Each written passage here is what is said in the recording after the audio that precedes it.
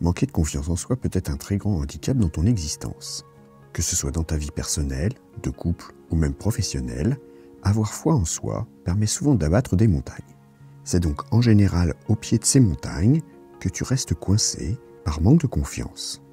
Comment donc y remédier et réussir enfin à se dépasser pour atteindre ces sommets qui paraissent pourtant inaccessibles? Eh bien, je t'explique cela juste après la courte présentation de la chaîne. Bonjour à toi, tu es bien sur la chaîne Harmonie Décor. Cette chaîne est particulièrement destinée à ceux et celles qui ne seraient pas totalement satisfaits de leur sexualité, de la sexualité du couple, de leur vie de couple et qui souhaiteraient grandement l'améliorer. Si tu es ici, c'est que tu as déjà fait un premier pas pour t'améliorer. Bravo.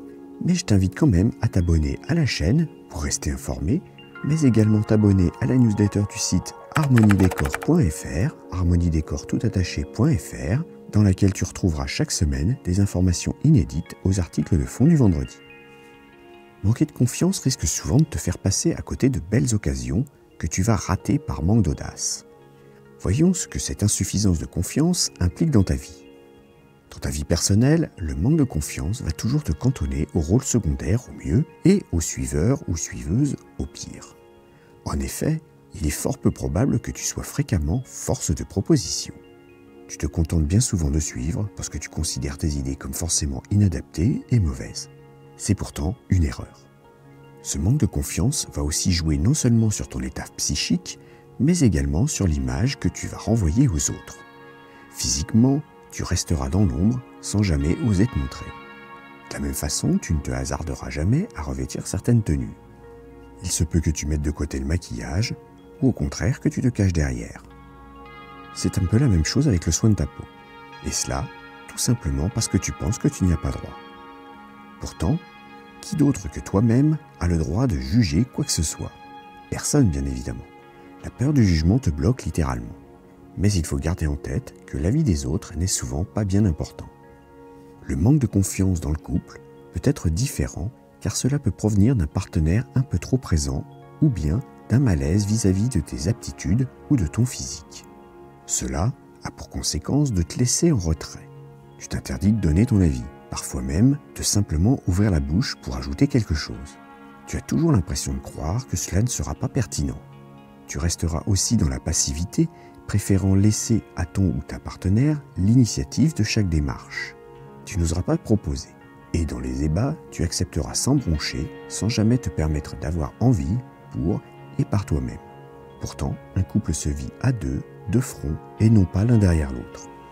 Dans la vie professionnelle, le manque de confiance va souvent se coupler à une ambition refoulée. Tu ne te sens pas capable d'oser vouloir prendre des risques. Cependant, évoluer dans le milieu professionnel, c'est presque toujours prendre des risques, notamment celui de ne pas réussir. Ainsi, ton manque de confiance va te limiter professionnellement pour ta progression. C'est aussi une mise en avant vis-à-vis de tes supérieurs et collègues. Tu feras généralement très bien cependant le travail à réaliser. J'ai en effet remarqué que les personnes qui manquent de confiance sont très exigeantes envers elles-mêmes. C'est certainement la peur de faire mal et les conséquences qui poussent à cela. C'est donc pénalisant pour ton propre développement professionnel et social. Heureusement, il est possible de travailler sur ce manque de confiance. Voici des solutions que tu dois envisager. Aujourd'hui, tu dois le remarquer, la chasse aux coupables est ouverte. Chaque faute, chaque erreur doit avoir une cause et un responsable est alors désigné. Or, la complexité fait souvent qu'une erreur, même si en fin de compte elle est individuelle, découle de multiples causes. Il faut donc la plupart du temps relativiser sur ses propres erreurs. Et puis, ne dis donc pas que l'erreur est humaine, que ce sont ceux qui ne font rien, qui ne commettent jamais d'erreur. C'est pourtant totalement vrai, et il faut aller plus loin. Faire des erreurs permet justement d'apprendre et de progresser. Faire une erreur une fois est donc finalement une bonne chose, ce qui le sera moins, ce sera de la répéter. Là, tu n'auras pas appris et c'est dommageable. La meilleure préconisation est donc d'apprendre de tes erreurs, d'en tirer des conclusions afin de les éviter. La peur du jugement de l'autre va mettre à mal ta confiance. Tu as toujours l'impression que l'on te scrute sous tous les angles. Tu penses que l'on ne va retenir de toi que tes pires défauts. Or, c'est un peu comme le son de ta propre voix. Tu peux faire l'expérience, quand tu t'enregistres et que tu t'écoutes, ta voix semble totalement différente de ce qu'elle est en réalité. Et ça, je suis le premier à en faire l'expérience dans chacune de mes vidéos. Dans les faits, ta voix est différente par rapport à ta réalité, car toi, tu l'entends de l'intérieur. Pourtant, pour tous les autres êtres vivants, c'est bien la tonalité de ta voix restituée par l'enregistreur qu'ils perçoivent. Et bien pour ta personne, ce que tu montres, ce que tu es, c'est exactement pareil. Il ne faut pas croire que l'on te juge sans cesse. Il n'y a d'ailleurs aucune raison à cela. Même si ça ne paraît pourtant pas très évident de ton point de vue, c'est ainsi que cela se passe. D'ailleurs, les réseaux sociaux n'aident pas du tout à être apaisés avec soi. En effet, ce que l'on voit des autres sur ces réseaux, c'est toujours le meilleur qui est mis en avant. Or, quand tu te compares à ce qui est montré, tu as l'impression que ta vie est bien pauvre à côté de la leur. C'est une source de mésestime forte. Il faudra ainsi que tu ne te juges pas trop durement. Même si tu as l'impression que tes défauts sont visibles et exposés à la face du monde, il n'en est rien. Garde aussi en tête que tu as tout le temps tendance à amplifier grandement ces défauts, qui sont même parfois tout simplement inexistants et issus d'une mauvaise image que tu as de toi. Chasse tout cela, regarde également les réseaux sociaux avec un sens critique. Crois-tu vraiment que la vie que tu y vois est toujours aussi idyllique telle qu'elle est montrée ? Il n'en est rien évidemment. Évite donc de te comparer aux autres et va de l'avant. Je remarque aussi que généralement, tu es bien plus dur avec toi-même qu'avec les autres.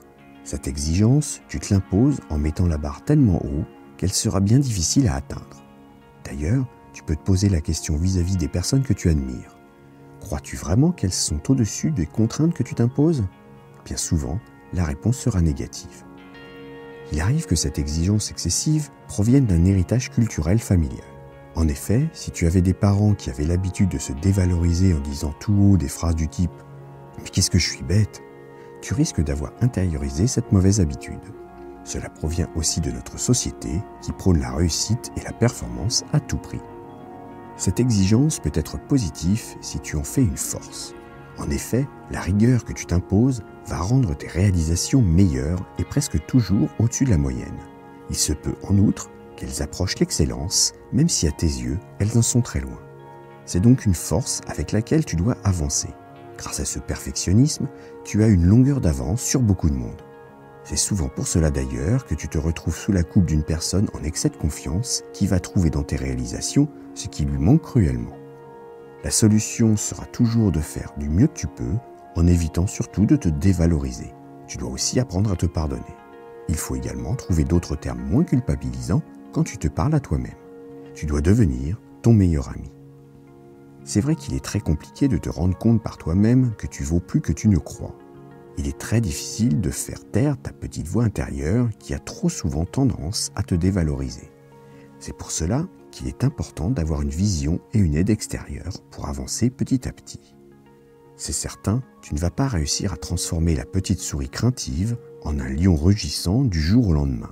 Cependant, en avançant étape par étape, tu réussiras à prendre de plus en plus confiance en toi et en tes capacités que tu sous-estimes totalement. Il existe de multiples façons de te faire aider. Tu pourras trouver sur le site harmoniedécor.fr des offres de coaching. Mais j'ouvre dès à présent une nouvelle méthode. Mais avant de te la présenter, il faut que je t'explique que je pratique la photographie depuis de nombreuses années. Cela m'a permis d'acquérir une expertise dans ce domaine. Cette compétence, ainsi que les connaissances que je partage dans les articles, vont me permettre de te venir en aide pour lutter contre ton manque de confiance. Je te propose donc dès maintenant une thérapie par l'image. Cette technique consiste donc à travailler sur le manque de confiance qui te ronge en venant, par la photographie, te donner une autre image que celle que tu perçois intérieurement, un peu comme je t'ai expliqué avec la voix. Dans ma vie de photographe, j'ai souvent rencontré des modèles qui ont débuté justement par défi, car il ou elle avait une piètre image de leur personne. L'activité de modèle photographique leur a permis de prendre confiance. Voici comment fonctionne cette nouvelle prestation. Nous allons passer une journée ensemble autour du thème photographique qui va largement dépendre de ta problématique première. Pendant toute cette journée, nous échangerons pour réussir à réaliser ensemble au moins un cliché dont tu seras fier et que tu seras capable d'exposer. Tu pourras constater par toi-même l'évolution par un avant-après significatif. À la fin de cette séance, tu recevras un compte-rendu des échanges ainsi que des pistes d'amélioration et des exercices à réaliser. Un tirage photographique de qualité d'un cliché que tu auras choisi te sera remis. Je ne peux malheureusement pas ici donner d'exemple puisque chaque prise de vue reste totalement confidentielle, aussi bien sur ce qui aura été dit que vis-à-vis des photographies effectuées. Si tu souhaites cependant de plus amples informations sur cette nouvelle prestation, je t'invite à cliquer sur le lien en description qui te redirigera vers le site harmoniedecor.fr où elle sera présentée en détail. Le manque de confiance en soi est comme un boulet que tu traînes et qui t'empêche d'avancer. À l'image d'un prisonnier enchaîné, tu passes ton existence derrière les barreaux que tu as toi-même créés. Il est maintenant grand temps de les forcer. Je te propose de t'y aider si tu sens que tu n'as pas la force de le faire seul. Après t'être abonné à la chaîne, avoir mis un petit pouce bleu si la vidéo te plaît, je t'invite à me dire dans les commentaires ce qui te fait le plus douter de toi. Merci d'avoir écouté cette vidéo. Pour aller un peu plus loin et rejoindre le cercle des fins connaisseurs pour une sexualité épanouie, je te conseille de t'abonner à la newsletter. Tu retrouveras l'article complet, il te donnera plus de conseils et des astuces. Abonne-toi à la chaîne, active le petit pouce bleu, éventuellement ajoute un commentaire et à bientôt.